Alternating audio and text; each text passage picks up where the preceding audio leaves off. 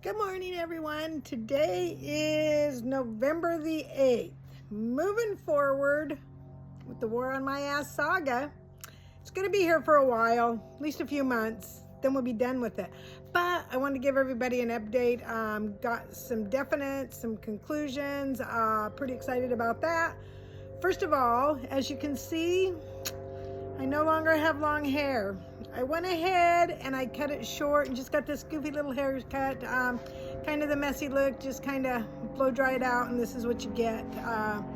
Okay, it takes minimal effort to take care of it. Definitely miss my long hair. I cried when I lost it. Definitely cried when they were cutting it off. I hadn't had a haircut in over 40 years, except for keep it trimmed at my waist level. So that was quite the experience. The best part of that, though, was when the lady was finally styling it in the end, and I turned around and I looked in the mirror. I looked just like Cindy Lou Lou from The Grinch Stole Christmas. That wasn't going to work for me. So I turned around and I looked at my daughter, and she started laughing, and I started laughing, and I'm like, yeah, this ain't going to work. Wasn't but a couple of minutes and I had my hands in it and messed it all up, went home, straightened it all out, and this is what we ended up with. Not too disappointed. Definitely different, taking some getting used to. Anyways, on with that. So I had my oncology visit with my doctor, Dr. Michael Christ, an amazing man, been in practice only about 13 years. He's young, he's eager and confident. I like that. And his name's Michael, and he's a doctor. And I have a wonderful stepson named Michael, who's a dentist. So I like that name. So what I found out from oncology is that I have stage 2 cancer, and that was staged using a TMN program, which is tumor size, metastatic, and a nodule. And so my tumor size equaled 1. I had 0 metastatic cancers that hadn't moved out of the area, but I did have a suspicious lymph node or nodule. They're going to go ahead and call it cancer for now, just because it's so close in relation to the other cancer. They're not going to biopsy and determine it, because no matter what, it's going to be treated with it. So when you add those together, I'm at a stage 2, which is good because I'm not at a 3 or 4, and it's only in one area of my body, and we're going to kick it out of there, that's for sure. But also, the downfall to this cancer is that mine is a well-differentiated cancer, which means that that is a pretty aggressive kind of a cancer. But the good thing with that is that it's a P16 plus, which means that it's more susceptible to the radiation, which is good because we wanted to take in the radiation and burn it out.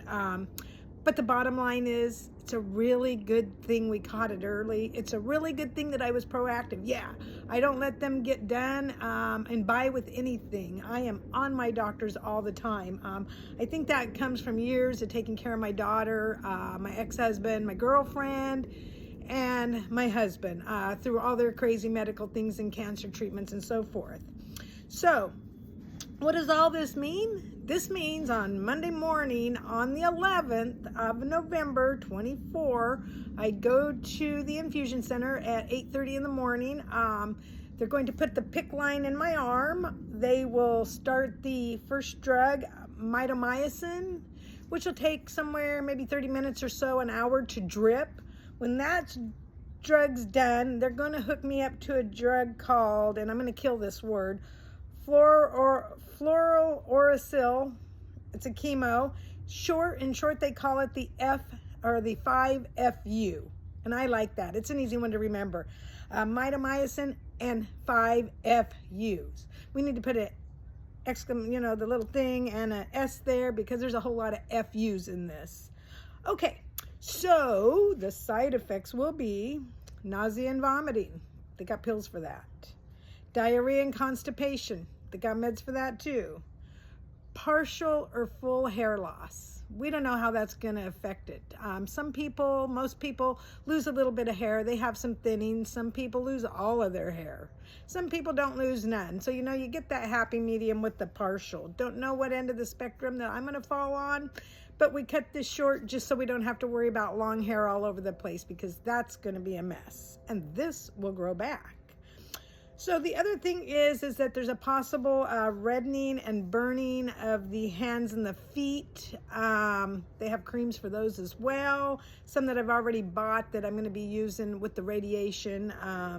So that's it. And of course, we have the loss of appetite and weight loss. That's what I'm already experiencing, so that won't be a new thing for me. However, if you want to lose a little weight, it's a good time. Just make sure you eat your proteins and your waters. And then of course there's fatigue, and then going through all these side effects and the joint pain and muscle pains, all that stuff, whatever it's going to be. There's fatigue and hating life. But on those days, those are good days to go to the spa. Do some self-healing and rejuvenate yourself. So overall, I feel pretty good. I feel positive. I know I'm going to get through this. My pain right now is tolerable, but I do take at night the oxycodone and some edibles. Definitely some edibles. That helps. I'm still not eating because of that loss of appetite. Lost about 26, 27 pounds total. Not unhappy with that. Hope it doesn't come back sometime in the future, because now I got a whole closet full of clothes that I couldn't wear. Then I'm excited. It's like shopping at Macy's every day. I can't believe the clothes that I have price tags on. That's exciting. So my goal again is to monitor my health closely, to eat a lot of proteins and veggies, stay away from the sweets and the carbs, which I've been doing for a while anyways, because yeah, I have people in my life that don't think I should be eating sugars and carbs. And cancers like the sugars. And this is why they light up on PET scans, and that the PET scans cannot be done for brain cancer, because the entire brain lights up. It's like a lot of glucose in the brain. There's just a lot of it. So I wanted to remind you guys to always remember, when you're dealing with something like this, don't go down the rabbit hole. Don't do it. Don't ask the questions, why? Why me? Why my family? What did I do to deserve this? You'd be chasing those answers for an eternity. There are no answers. But you can be assured that nobody deserves to go through this. Nobody.